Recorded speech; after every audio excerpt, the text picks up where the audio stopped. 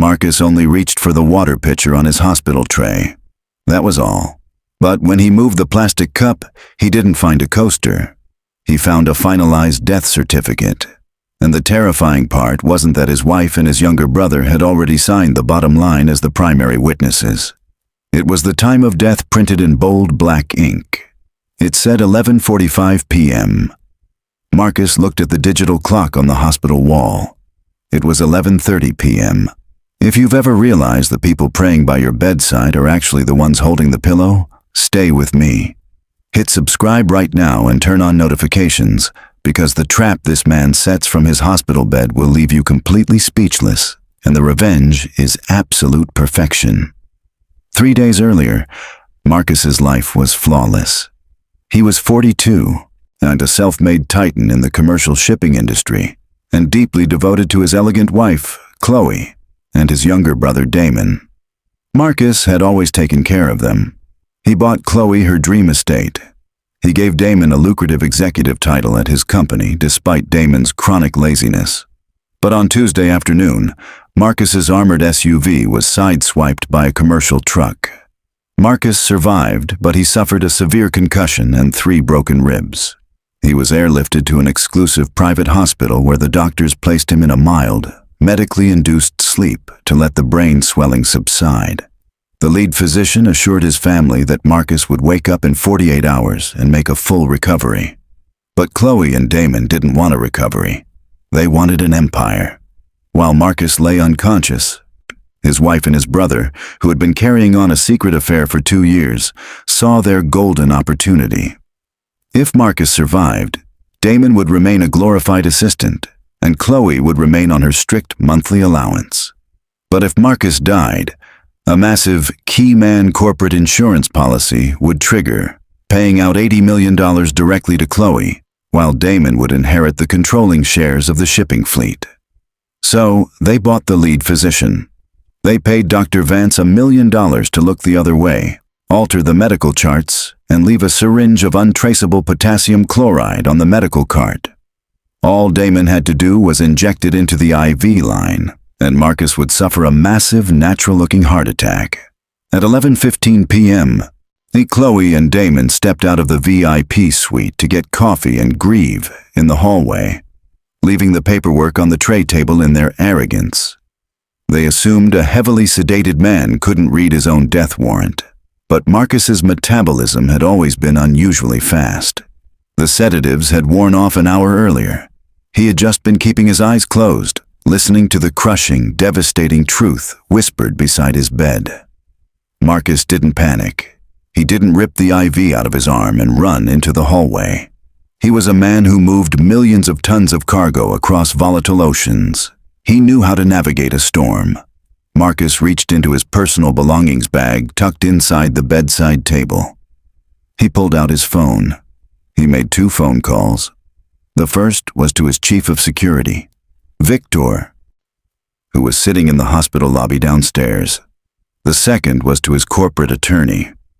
20 minutes later, the hallway outside the VIP suite went quiet. At exactly 11:42 p.m., the heavy wooden door creaked open. The lights in the room were completely off, save for the blue glow of the heart monitor steadily beeping next to the bed. Chloe and Damon crept into the room. Chloe locked the door behind them. Damon walked to the side of the bed. He pulled the lethal syringe from his jacket pocket. He didn't hesitate. He didn't look at his older brother's face in the dark. He plunged the needle into the IV port and pushed the plunger down. Chloe grabbed Damon's hand. They stood in the dark, waiting for the blue line on the monitor to spike and then flatline. 30 seconds passed. The heart monitor kept beeping, steady, rhythmic, perfect. Damon frowned. He tapped the IV line. "Why isn't it working?" he whispered. "Because you always were terrible at chemistry, Damon." The voice didn't come from the bed. It came from the dark corner of the room. Chloe shrieked. Damon spun around, dropping the empty syringe on the linoleum floor. The harsh, overhead fluorescent lights clicked on. Marcus was not in the hospital bed. He was sitting in a leather visitor's armchair in the corner of the room.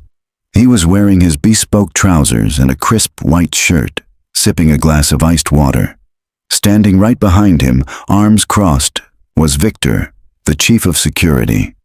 Chloe staggered backward, her hands covering her mouth. Damon looked at Marcus, then looked at the bed. The blanket was pulled up over a stack of hospital pillows. The IV line and the heart monitor weren't hooked up to a human arm. They were hooked up to a synthetic calibrator machine Victor had brought up from the basement. "Marcus," Chloe stammered, her face completely drained of blood. "Marcus, darling, thank God you're awake. Damon was just adjusting your medication." "Save it, Chloe," Marcus said, his voice as cold as the bottom of the Atlantic. He picked up the finalized death certificate from the side table and tossed it onto the floor at their feet. "You filled out the time of death in advance. It's incredibly bad luck to sign a document before the cargo reaches the port." Damon's eyes darted toward the locked door. Victor casually unbuttoned his suit jacket, revealing the grip of his sidearm. Damon froze. "I heard everything," Marcus said, setting his water glass down.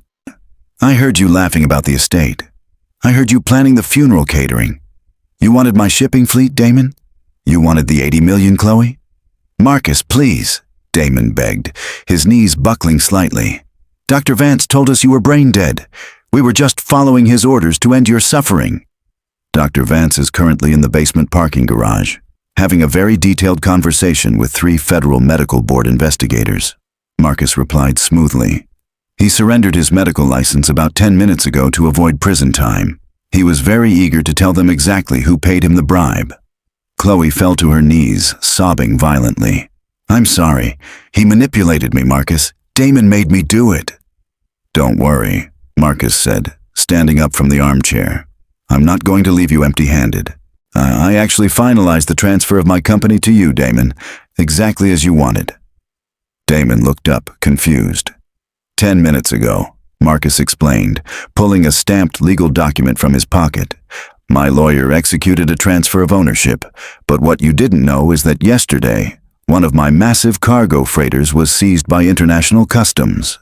It was carrying illegal contraband smuggled by the chartering company. The fines and the impending lawsuits total over $200 million.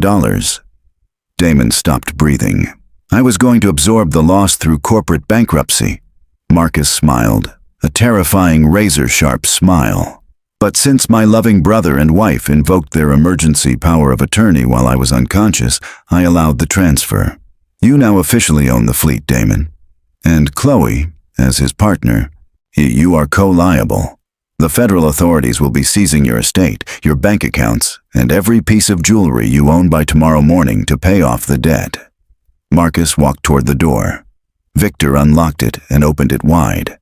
Standing in the brightly lit hallway were 4 uniformed police officers, holding a plastic evidence bag for the syringe on the floor. "You wanted to inherit my life," Marcus said, looking down at the 2 traitors groveling on the floor. "Congratulations. You just inherited my ruin." Marcus walked out of the hospital suite, breathing in the fresh, cool air of the hallway, leaving his wife and his brother to face the police, the federal debt, and the absolute destruction of their lives. Every person watching this needs to understand a vital truth. Greed makes people blind. When people are obsessed with the prize, they stop looking at the trap. The most devastating revenge doesn't require a weapon. It requires patience. It requires letting your enemies sign their own names on the dotted line of their destruction. Marcus didn't win by fighting them in the dark. He won by giving them exactly what they asked for and letting the weight of it crush them. If you love seeing absolute justice served cold, hit that subscribe button. Drop a comment and tell me what you would have said to them when the lights turned on. Because in our next story, the betrayal doesn't happen with a syringe. It happens at a reading of a last will and testament, where an empty safe reveals a secret that has been buried for 40 years.